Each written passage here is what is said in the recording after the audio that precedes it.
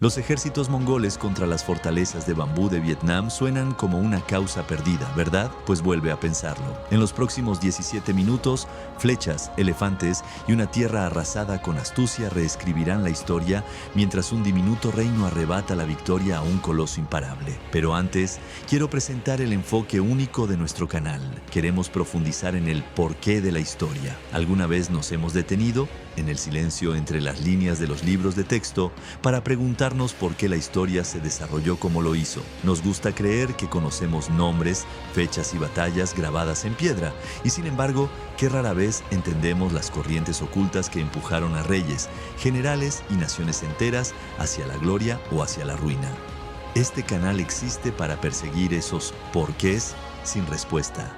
Detrás de cada victoria resonante y cada derrota trágica, detrás de cada intriga real y cada laberinto estratégico, hay motivos y temores encerrados en mentes que solo podemos reconstruir mediante conjeturas cuidadosas y una curiosidad incansable. Nuestra serie inaugural comienza con una saga casi demasiado improbable para ser real. Un reino diminuto que se levantó no una ni dos, sino 3 veces para destrozar las ambiciones del imperio más formidable que el mundo había visto. Prepárate para la historia completa, porque la historia, como el corazón humano que la moldea, nunca es tan simple como parece a primera vista. A mediados del siglo XIII, el imperio mongol se erguía como la fuerza más poderosa de la tierra. Una máquina de guerra que había aplastado a los shahs de Jorasán, saqueado Bagdad y destrozado a los caballeros europeos. Gobernaba un imperio transcontinental desde Corea hasta Europa Oriental. En ese tiempo, Dai Viet era un reino próspero, pero relativamente pequeño en el sudeste asiático. Su terreno era difícil, pero sus ejércitos modestos. En números y logística, los mongoles superaban a Dai Viet por 5 o incluso 10 veces en caballería, asedio e influencia regional.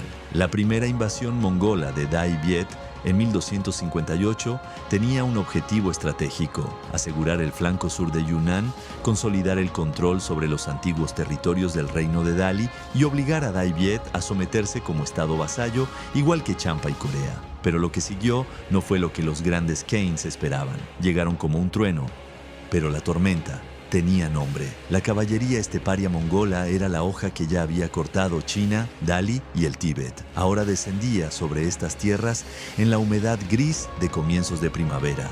Tran Tai Tong se alzó sobre la cresta de Bin Lenguyen. El viento tiraba de su armadura y los campos se extendían delante y detrás, un reino conteniendo el aliento. No nos escondemos, no esta vez. No había nacido guerrero, pero el destino había escrito su nombre en los mapas de los invasores. Los tambores de guerra retumbaron y los elefantes avanzaron. Cada paso hacía temblar el suelo. En sus lomos, hombres acorazados sostenían lanzas como varas de rayo. La primera carga fue gloriosa. Las líneas mongolas y de Dali cedieron. Los gritos rasgaron el cielo y la famosa caballería mongola se dispersó. Durante un instante fugaz, hubo esperanza. Pesada, brillante, real. Tal vez esta vez sería distinto. Pero la guerra no está hecha para los que sueñan. Desde el borde del bosque, Ayu avanzó. No con furia, sino con método y precisión. Frío como el acero. No atacó a los elefantes. Atacó el espacio entre ellos. Dividir, aislar, encerrar, aplastar, silenciar. Las formaciones de Dai Viet se rompieron como vasijas de barro ante una riada repentina. Los rugidos se transformaron en pánico. Las órdenes se ahogaron en el caos. Uno tras otro los comandantes cayeron. Letuk, rodeado, llevándose a 7 enemigos antes de ser atravesado por el 8º. Pham Kuchich, negándose a retirarse, defendiendo el puente para que el rey escapara, muriendo de pie. Murieron para que yo pudiera huir. ¿Pero qué hago con eso? Tran Tai Tong giró su caballo, banderas destrozadas, elefantes bramando, hombres dispersos. Lo que había sido una formación se convirtió en un recuerdo. Dio la señal de retirada no por cobardía, sino por necesidad. Es una oportunidad, un hilo de supervivencia. Ellos ganan este campo, pero yo sigo vivo, y quien sobrevive puede recuperarlo todo. Tras Dong Buyao, el emperador vio los graneros vacíos y las defensas rotas. Entendió que la única esperanza de derrotar al invasor era mantener viva y unida a su fuerza. Ordenó evacuar y aplicar tierra quemada sobre la capital y las aldeas cercanas. Cambió territorio por tiempo, negó a los mongoles comida, refugio y apoyo local. Sabía que infligiría sufrimiento a su propio pueblo, pero juzgó ese sacrificio preferible al colapso total del orden militar y político. Quemando sus propias tierras, preservó el espíritu de resistencia y permitió reagruparse en Tinmac para contraatacar. Mejor perder los campos que perder el reino. Esto no era conquista, era un desfile. Ayu cabalgaba al frente, armadura reluciente, caballo inquieto.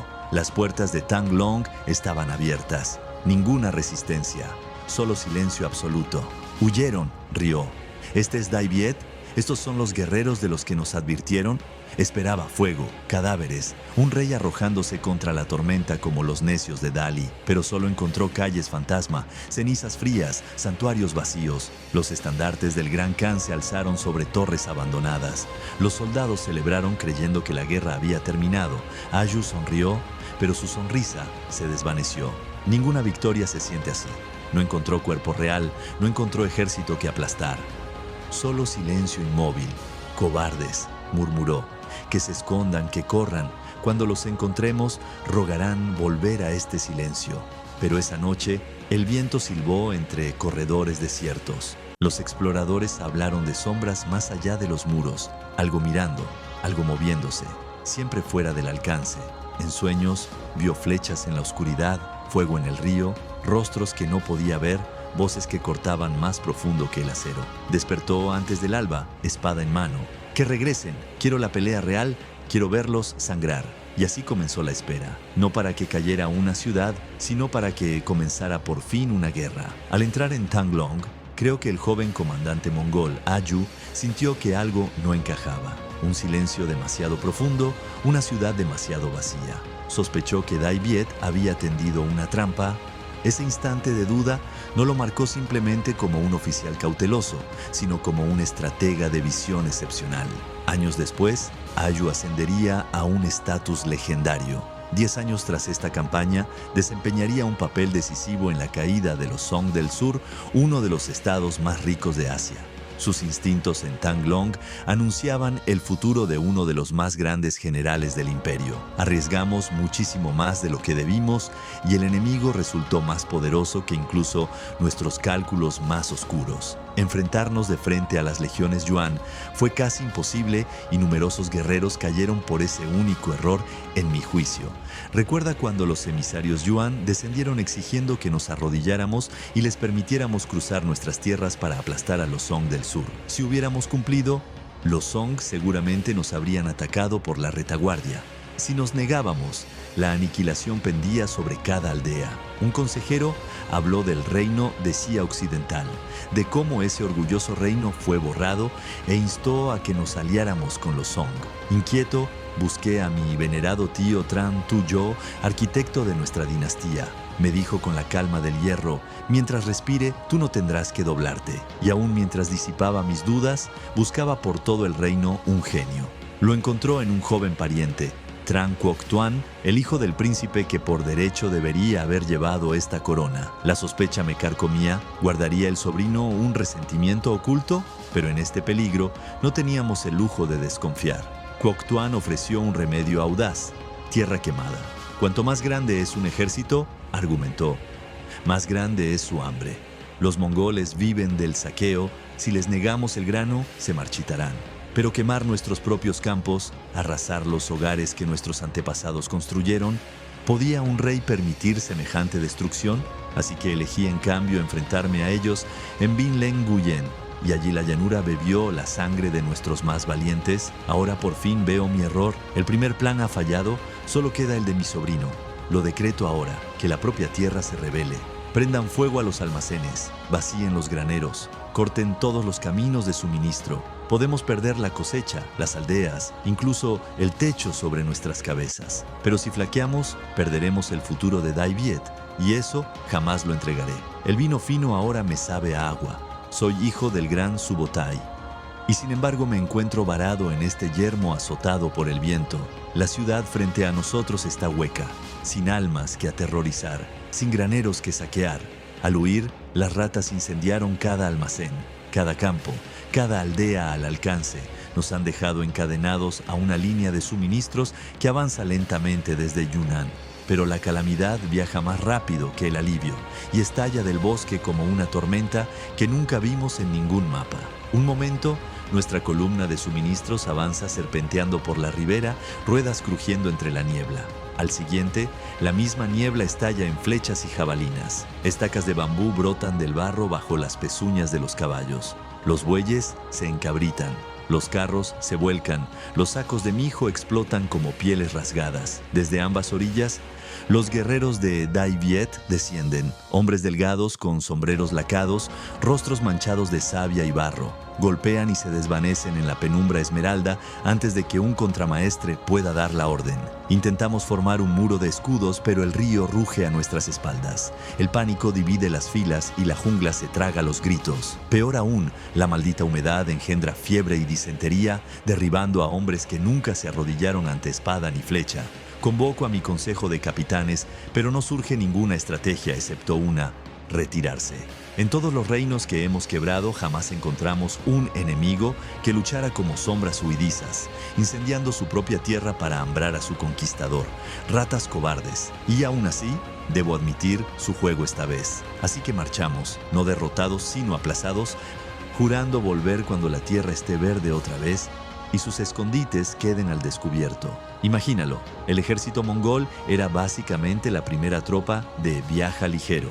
Nada de interminables carros de equipaje, ni una multitud de seguidores del campamento. Cada guerrero simplemente ataba su manta, su arco y unos días de comida al caballo y partía. Eso les permitía dispersarse, arrasar 5 aldeas antes del mediodía y reagruparse para una batalla campal al atardecer. Eran tan rápidos que incluso Napoleón más tarde dijo: sí, ese es el modelo, pero había un problema. Toda esa velocidad dependía de una línea de combustible extremadamente delgada, grano y forraje. En el momento en que el campo quedaba vacío, la horda empezaba a quedarse sin combustible. Entonces entraron los comandantes de Dai Viet.